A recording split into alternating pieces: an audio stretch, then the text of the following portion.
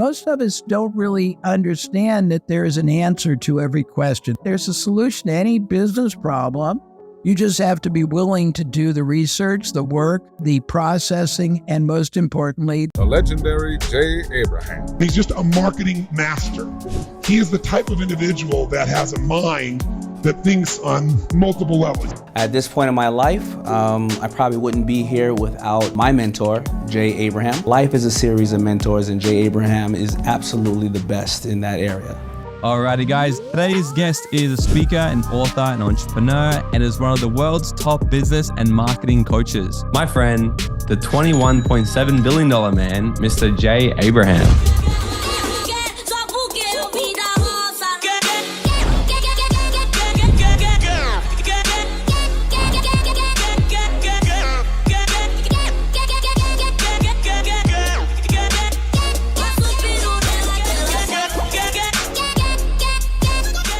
Alrighty guys, today's guest is a speaker, an author, an entrepreneur, and is one of the world's top business and marketing coaches. Having spent decades helping over 10,000 different clients in over 1,000 different industries increase their bottom lines and turn their businesses around, he has studied and solved almost every single problem there is in business.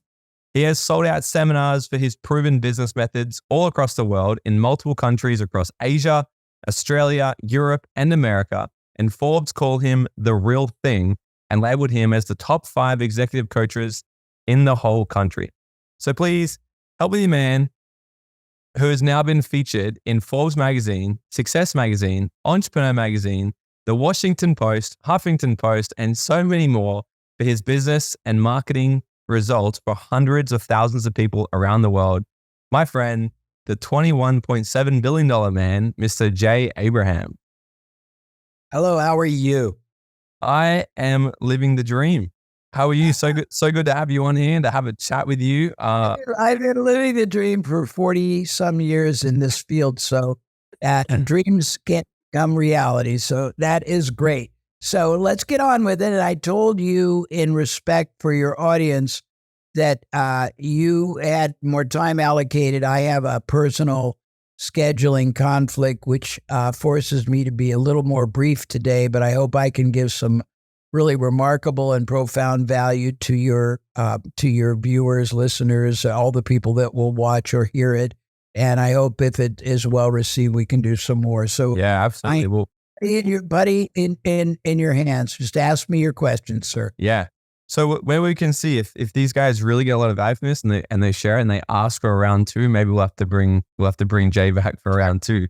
So Jay, what I'm curious to know, so when I was putting together your bio and I was doing even deeper research into you, the thing that kept popping up was the $21.7 billion man. How did you get named that? It actually today it exceeds 50 billion, but it doesn't really matter.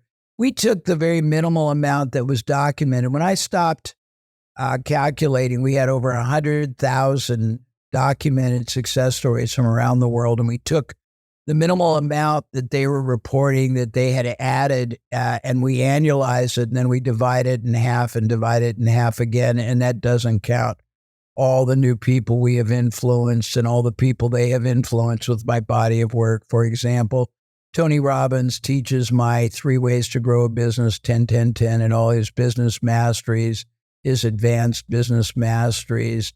4 or 5 other people do it. There's something like 3,200 books that feature my bodies of work and my work. And we just tried to be very conservative. It's perhaps even more than that, although it doesn't really matter anymore. I've been doing this so long. It's just put it this way, with all truth and not trying to be arrogant or audacious, it is quite significant. Mm. So the 10-10 thing, can you explain that a little bit? Because if I am thinking, I was literally talking to someone, I was teaching our mastermind about it last night. Can you explain the 10-10-10 thing to us? What is that? Sure. So people think must be an infinite number of ways to grow a business. There are an infinite number of tactics, but there's only 3 major ways and then 3 advanced ways. And the advanced ways could arguably be be put through the same three primary lenses. They are: you increase the number of buyers, you increase the size of the transaction and thus the profit per transaction, you increase the frequency of purchase or the utility value. Frequency means if you have a product or a collection of product services, people could buy often, but they don't buy it very often. By multiplying the frequency, you can double, redouble, double again the profit that asset called a buyer or client is worth. If you have nothing else to sell, it means you figure out more utility value, more ways to monetize someone who's bought everything you have to sell. If you look at and I don't have one here, but maybe you can find a graphic and put it up for your people after this interview. If you look at a graphic, and we used a hypothetical example when I used to teach it, we would take a hypothetical company, Morgan, that had 1,000 buyers. We would take the company that had the 1,000 buyers, and we would say, okay, let's say the average buyer spends $100 each time they purchase. And then we would say, let's assume they buy 2 times a year. So basically, that means 1,000 people buying $100 twice. That company does $200,000 of revenue. And they would say, then we would say right below it, and you can show the graphic if you can find one online. If not, my office can send you one. We'd say, what happens if you just increase those 3 categories by 10%? So 1,000 buyers become 1,100. A $100 unit sale becomes $110, and 2 purchases a year becomes 2.2. Well, you would assume it means that your revenue goes up 10%, but it doesn't. It goes from 200 to 266. It's 33.33%. If you doubled those numbers, it wouldn't be double, it would be 800%. That is the safest, easiest way to blow up your profitability and grow geometrically through surprisingly incremental improvements. So you're working on the geometry of your business, but you're doing it safely and easily. And in each of those categories, increasing the number of buyers, increasing the size of the transaction, increasing frequency or utility, you could have as many as 30 very viable ways to do it. And that was where I gained fame 30 years ago. Since then, I realized that there are advanced ways that can be argued to go through those same 3 mechanisms. One is every year you penetrate a new market or niche or category. Every year you introduce at least one new product or service. Every year you acquire either a company that can be a competitor, it can be somebody that sells something that is purchased before, during, after, or instead of what you sell. Instead means a competitive product or service. It can be a strategic acquisition, an influencing mechanism, a podcast, a discussion group, a URL. And if you do that concurrently, you blow up your business by orders of magnitude. Does that make sense? Yeah, it makes a lot of sense. So this was your thing, and it's the synchronicity of that is just so interesting because I was literally teaching it last night. A lot of people, and I'm not terribly proprietary about it, but I introduced it 30 or 40 years ago. You evolved it, but it's pretty popular. I introduced the strategy of preeminence 25 years ago. The 9 drivers of the Power Parthenon, first of all, of geometric growth, the 9 drivers of exponential profit explosions, the rules for relevancy, the sticking point solutions, the 43 drivers of power partnering. I got more mechanisms. Can you break one of them down for us? You just rattled off a heap, and obviously I haven't articulated them in the granular sense, but I can give you a couple of ones that I can remember. And anybody that is interested, I can send you some of the graphics for them. So the Power Parthenon is a premise that says most people's businesses are generated are sourced by one major category. It can be a sales force. It can be Facebook advertising. It can be booths at trade shows. It can be word of mouth referrals. And that if anything goes wrong with it, we call that the diving board theory of business, because the board is the revenue and the support beam is the one source. If anything goes wrong, a diving board is a propellant temporarily up, but then you go plummeting to ground. If anything happens, for example, let's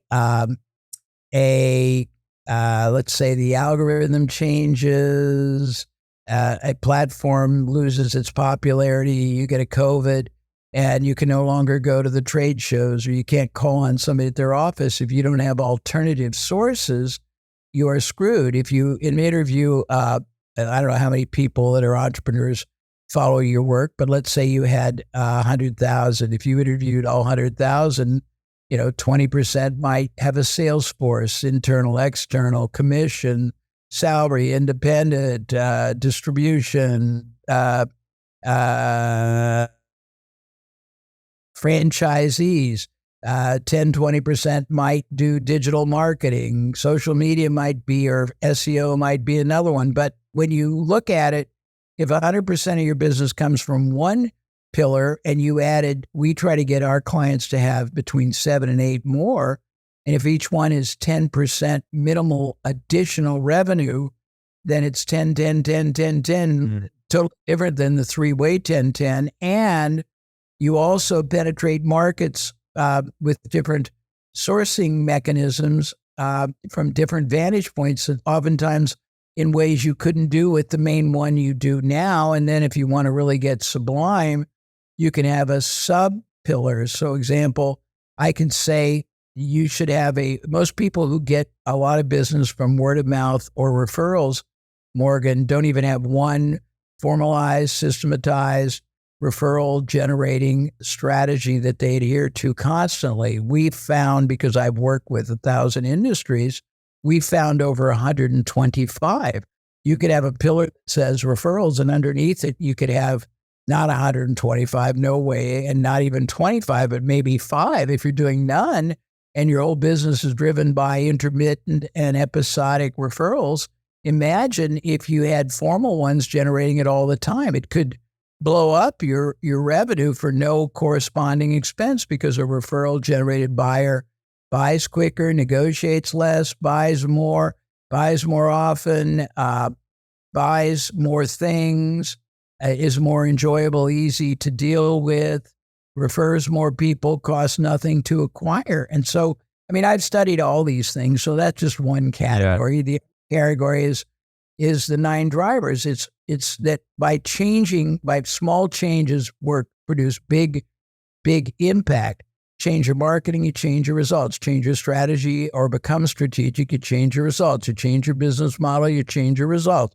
You change how you use processes, systems, procedures, you change your results. You change how you use relationships, you change your results. You change your mindset, you change your results. I don't remember the rest of them. I have to look them up, but I have bunches of things like that, Morgan. Yeah. So I was going to ask you, but now I would bet I probably know the answer now. So I'm curious to see what you say. What, out of all the different types of marketing channels for people to generate leads into their business, what is your favorite that you've seen works the best and what's relevant now today? I built a $250 million training program, a training business, 30 years ago, just through strategic alliances, joint ventures, co-branding, partnerships, endorsement, being the recommended provider, and building related referral networks. So I always say, who's already got the trust, the credibility, the direct access to the same audience you want, and is not a competitor and could be motivated either through nobility or compensation or collaboration or exchange to put the full faith and trust and credibility of their relationship with that audience over to you, so you could shortcut all the things that most people don't realize. If you think about it, when you run an ad anywhere to a cold market, the first response you're getting is the outer periphery of trust. You got to work your ass off to go from apprehensive trust to suspect trust to maybe trust. And even the first commitment is an absolute trust. Whereas if you use somebody else who's already earned the trust, it's immediate. It's far more compelling and motivating. When they contact you, they're not as suspect.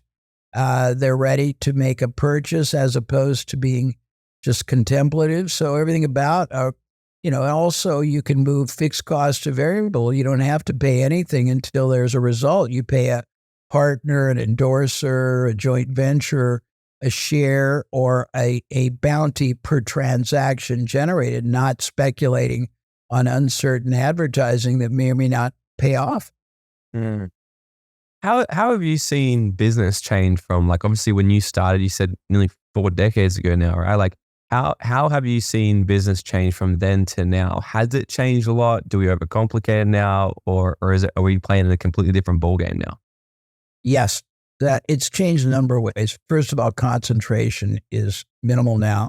Second, people don't have the attention for more than a short period, so you have to grab them quickly. Third, they are indiscriminate. They don't really have the ability to know the good, the bad, the ugly, the great. Third is they put a lot more faith in peer confirmation. Fifth, they don't really give businesses they don't concede that they need to make a fair profit to be able to support the service, the follow through. Fifth, they want to believe oftentimes in unrealistic, particularly business op. They're selling you that you can make a fortune in your underwear overnight. Probably sixth or seventh, I'm not paying attention to the level of enumeration that we're giving you, but they don't believe very much to be true. So, and sometimes the better marketers who are self-anointed get a lot more of the attention and patronage than the ones that really have far better companies, products, services, integrity.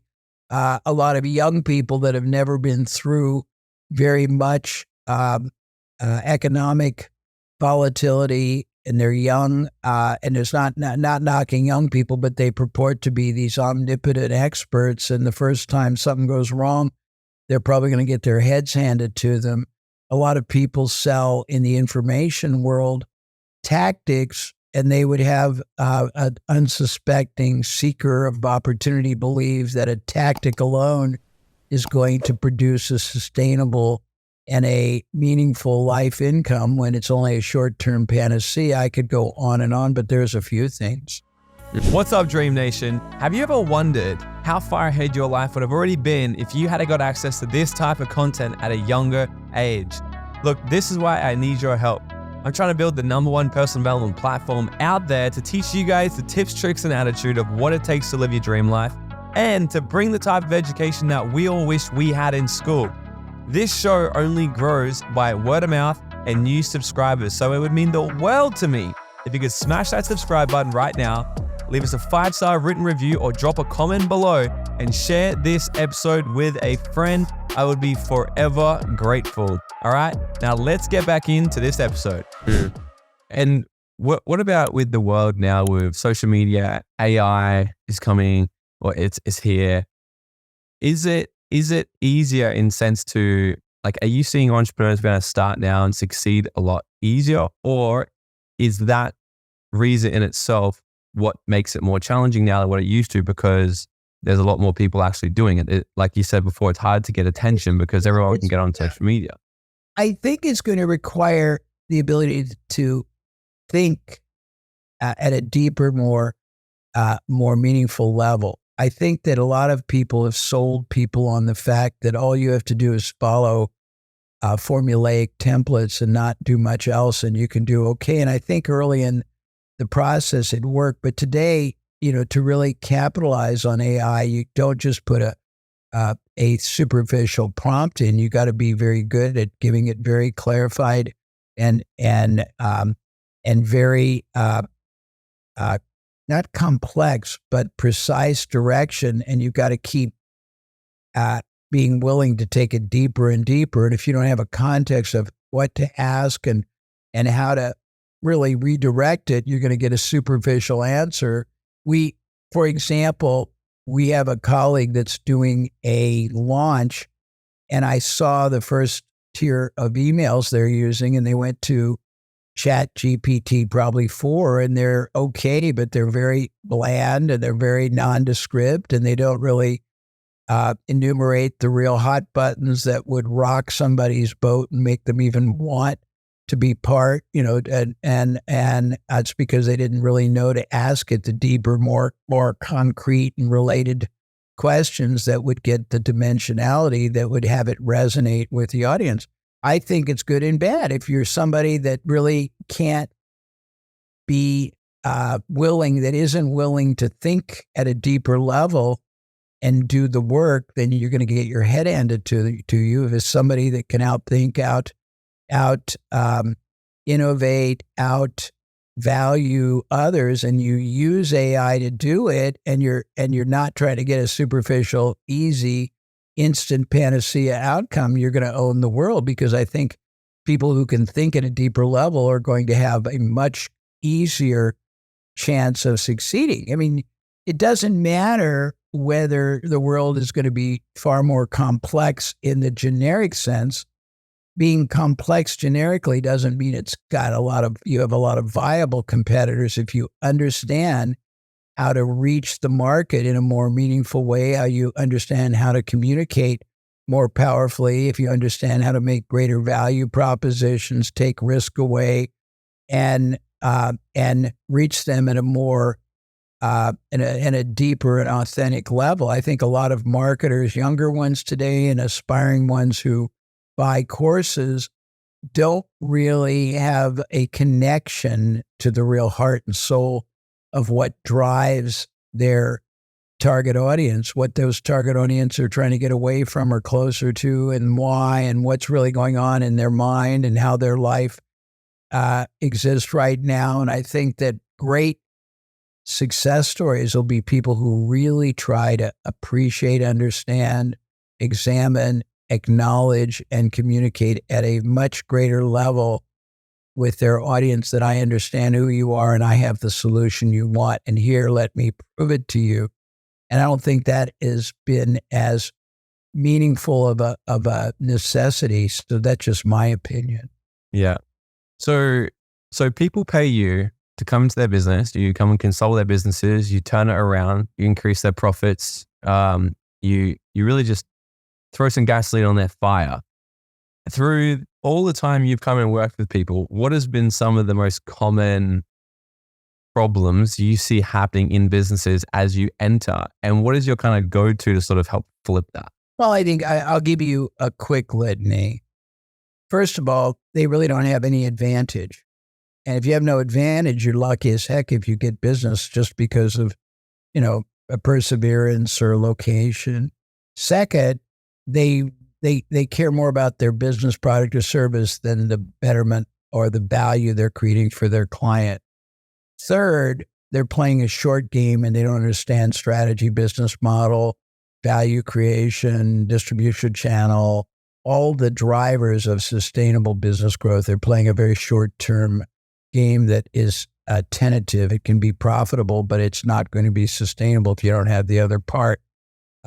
Fifth, they don't understand allowable acquisition costs, meaning they just arbitrarily allocate just an amount that they allocate to marketing or sales commission. It has no correlation to the value of that buyer. We call it being a 2D thinker instead of a 3. A 2D thinker looks at revenue minus expense and says that's static profit. A 3D thinker says that there are all these assets that I am acquiring, prospects, leads, distribution channels, and that I'm going to focus on the third dimension, all the residual yield, the return I get over time from that. And it's a whole different game. I've seen people not test anything. They don't test offers, headlines, risk reversal, prices, bonuses, different ways of articulating. They don't test different forms of proof, whether they're testimonial, endorsements, measurability, and things like that. I have not seen many people realize they could start the easier you make it to start the relationship and get the first transaction, the easier it is to get the second and the third.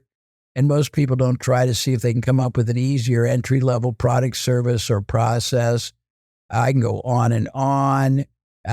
People try to just have, as I said, one source, which is it's not only dumb. It's very volatile and very dangerous. They don't understand how to take risk away from the other side. Let's see what else. They don't try to build any kind of collaborative partnerships.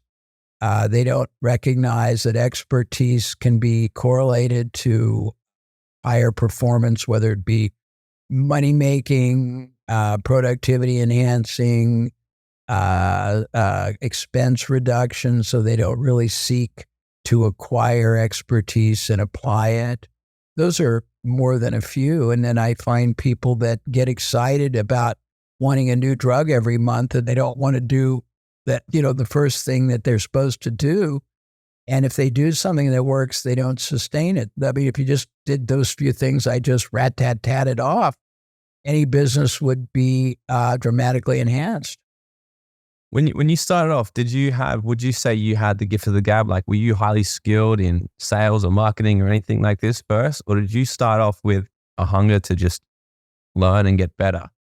I started off with a genuine desire to help companies that were run by very passionate entrepreneurs who wanted to make a difference in a category. They either wanted to reach a market that was not at all served or enhance a market that was poorly served by larger companies.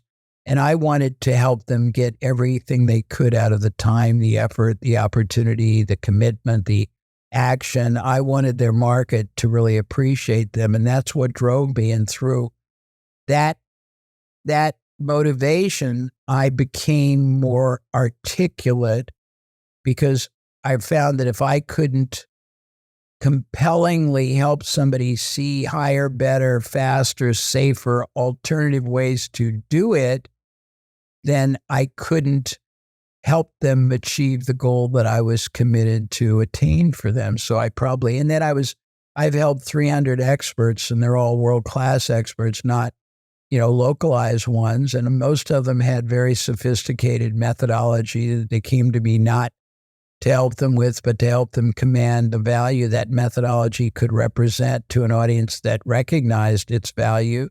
But I had to learn it, and I learned about a lot of soft skills.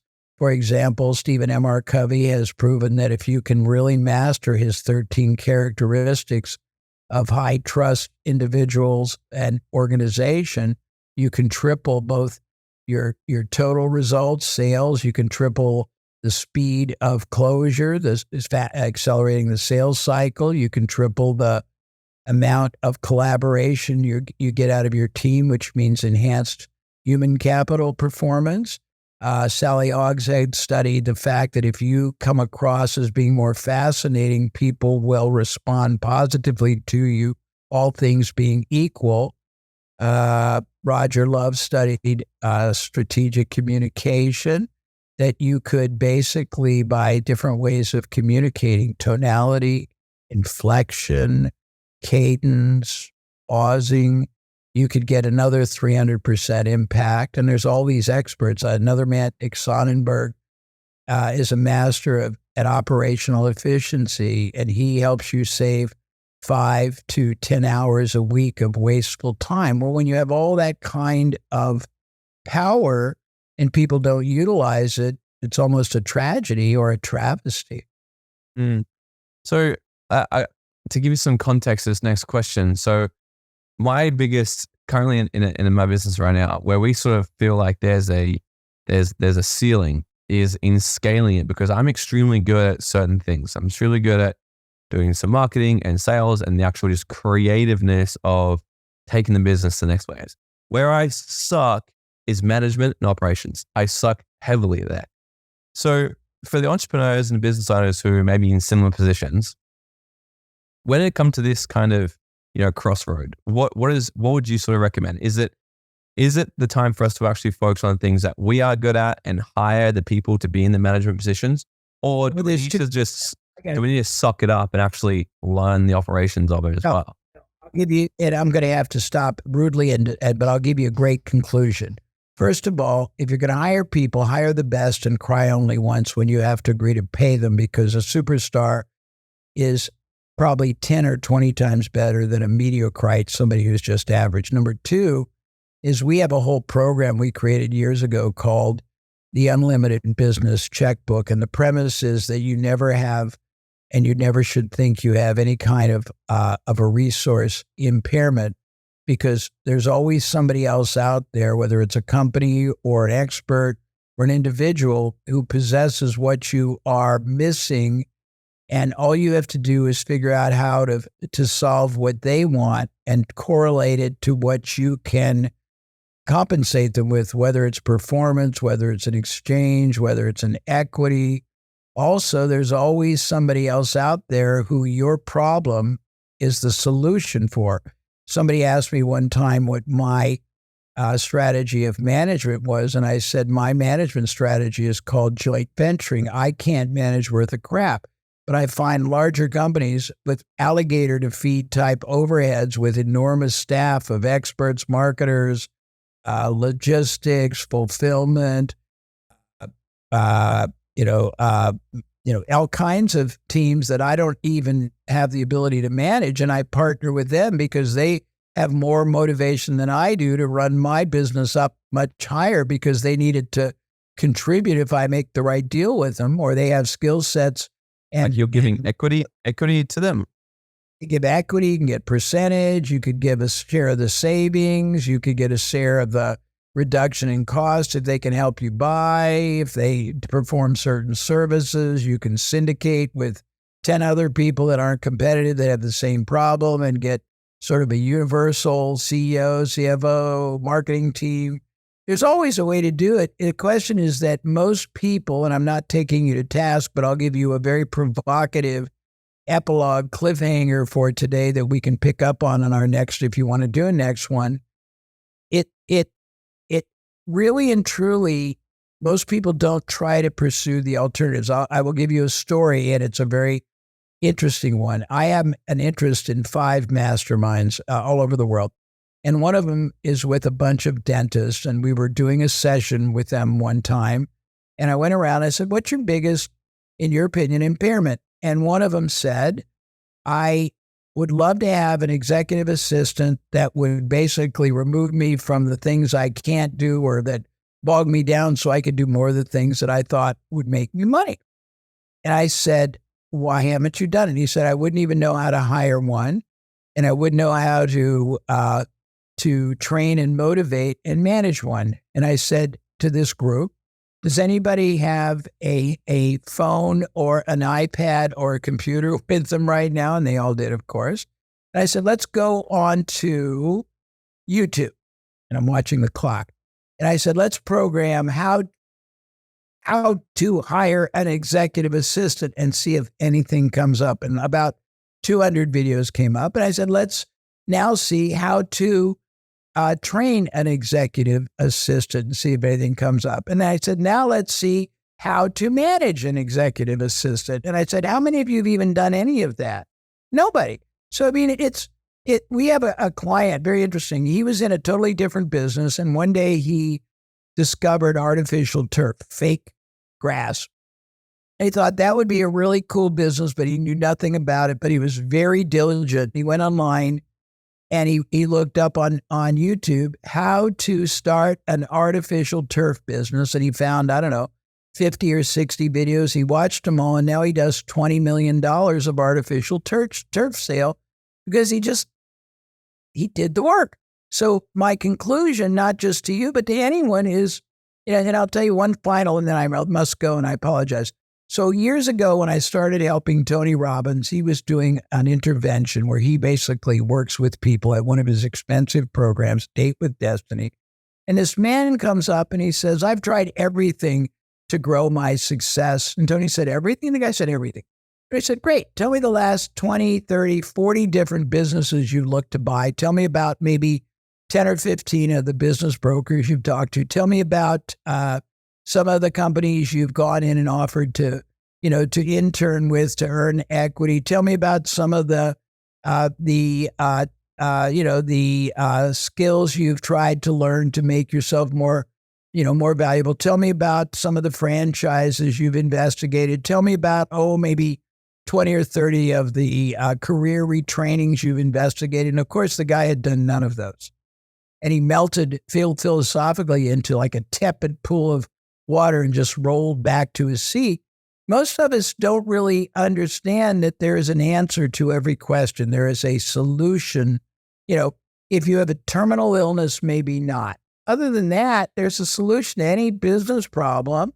You just have to be willing to do the research, the work, the processing, and most importantly, the action. And I'll leave you at that and not be rude, but I'll be happy to come back if you want. And if not, I hope this has value for your audience. Yeah, let's absolutely do a round 2, guys. If you guys got 5 from this, definitely drop a comment and tag this video, tag Jay, tag me, and let me bring it back in a second. But Jay, just before you run away, tell us, where can people find you on social media? And you've got a new book coming out as well. So where can they get access to everything you've got? All about how to buy businesses using other people's money, blow up the profits, sell them for a huge, we call it an epic exit for a massive and a mammoth payday, and then do it over and over again, rinse and repeat. It's coming out. We're doing a huge launch on September the 23rd. It's live. If you want me to, I can have the office send you stuff you could invite people to. The book is 447 pages. It's got a huge section on how to find businesses that are underperforming and acquire them using other people's capital. It's got a huge section, on 97 of my methods for growing profit with no investment, no risk. It's got a section on epic exits. Tony Robbins wrote a 5-page foreword. A very prominent guy with Shark Tank here wrote the intro. A guy that created a company called EOS, Entrepreneur Operating System, named Gino Wickman, wrote the preface. It's 447 pages. It's called Business Wealth Without Risk, and the subtitle is How to Create the Income and Wealth of a Lifetime every 3 to 5 years. It is in English. It's going to be enormously impactful. It'll teach you why you never want to start a business from scratch, because it has a much lower success rate, and why it's much faster, safer to acquire one that's underperforming and has already made it through the first 5 years, and then blow it up and then rinse and repeat for huge paydays that equal what you'd make in a lifetime, a handful of years.